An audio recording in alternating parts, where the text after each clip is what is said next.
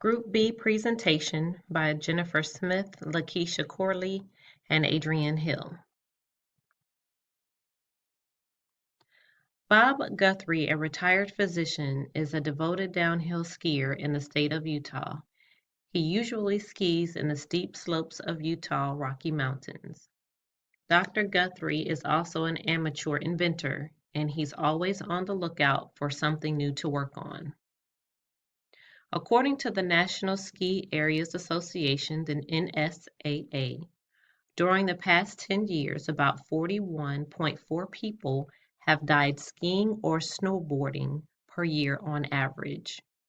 During the 2011-2012 season, 54 fatalities occurred out of the 51 million skier or snowboarder days reported for this season.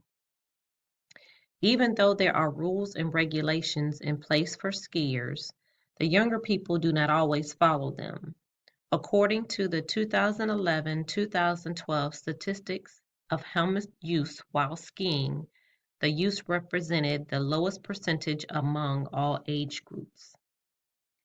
In 2011 to 2012, 53% of all 18 to 24-year-olds interviewed that wore helmets represented a 194% increase in use for this age group since the 2002 and 2003 season, when only 18% wore the helmets. One of the reasons stated as to why the youth refuse to wear helmets is because they are not fashionable. Bob, having this knowledge about the history of ski helmets, decides to pursue his invention to hopefully increase helmet use, which will decrease fatality and also make money. The Ski Right Corporation's goal is to create a helmet that is eye-catching and safe for all ages. The suggested helmet will also have a cell phone piece as well as an AM/FM radio. Bob Guthrie categorized his state of nature into 4 types: progressive production, Leadville-Bartz, Talrad, and cellular celestial. He alleged that there was 20% chance that the market for Ski Right helmet would be brilliant. The chance of a good market should be about 40%. Bob also saw that the market for his helmet could average a 30% chance, or if poor, a 10% chance. Bob decided to take the information that he had and assess 5 different options regarding 4 different companies as his choice to go in business within respects to his invention. The result from his assessment is as follows. The progressive products. If this market is excellent, Bob would receive a net profit of $5,000 per month. If the market is good, he will receive $2,000 per month. If the market is average, he will lose at least $2,000.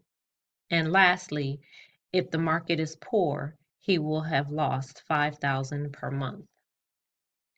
With a good market, Bob could net around $2,000. However, an average market would result into a loss of $2,000, as well as a poor market would mean that Bob would lose at least $5,000. This option would be a risk that could be good or bad depending on the market. Now, if we add the progressive products with Leadville-Bartz, Leadville-Bartz has an extensive experience in making bicycle helmets. Because Leadville-Bartz seems to be experts at making the helmets, Bob plans to have them manufacture the helmets for Ski Right and then have Progressive Products do all the other process and prepare for distribution. Because Bob's invention isn't guaranteed to be successful, this option poses a greater risk for Bob. I say that because even though an excellent market would give him a net profit of $12,000, an average market would give him a profit of $6,000, And if the market is average or poor, he would lose up to $10,000.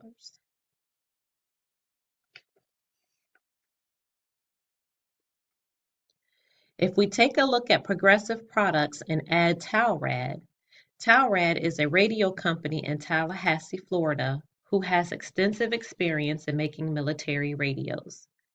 Talrad is also capable of making helmets. With that being said, they could make the helmets and Progressive Products could do the rest of the production and distribution. If the market is excellent, Bob would make a profit of $13,000. If the market is good, Bob would make a $7,000 profit. However, if the market is average or if it is poor, he would lose up to $15,000 per month. With that being said, though Bob's pay would be higher with this option, he would be taking a higher risk. As we move on, we take a look at adding Progressive Products to Celestial Cellular. Another option for Bob for Celestial Cellular will develop the cell phones and have Progressive Products do the rest of the production and distribution. Due to the fact that the cell phones are the most expensive part of the helmet, Bob could possibly lose $30,000 per month if the market is poor and $20,000 if the market is average. However, in an excellent market, he could make a profit of $30,000 and also $10,000 if the market is good.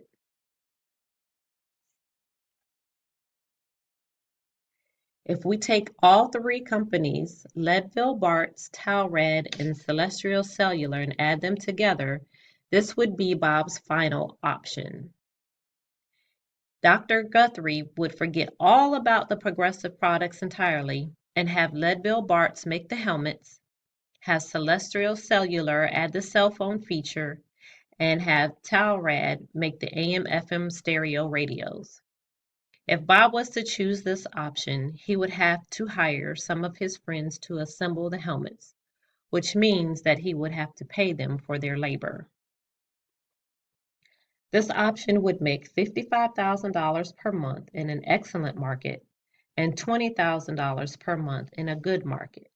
However, if the market is average, he would have lost $35,000 and $60,000 if the market is poor.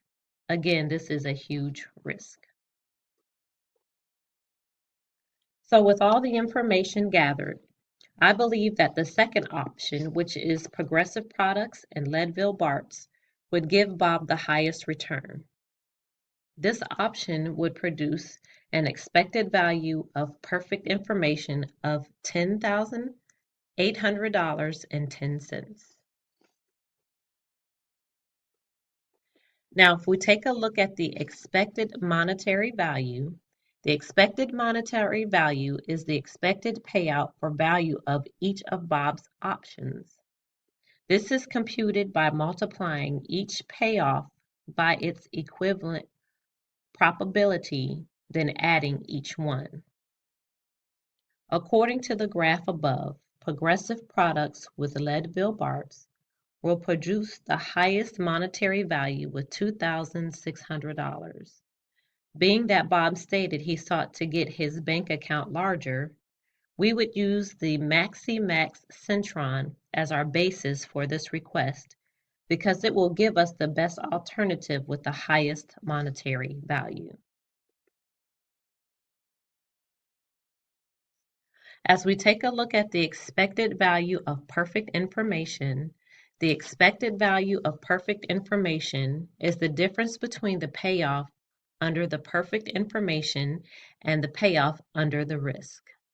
The payoff increases when the leader knows which option to choose, since the payoff becomes a certainty, not a probability at that point.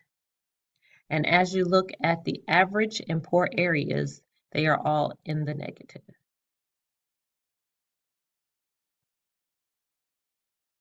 Expected value with perfect information calculations. The EMV is $2,600 even.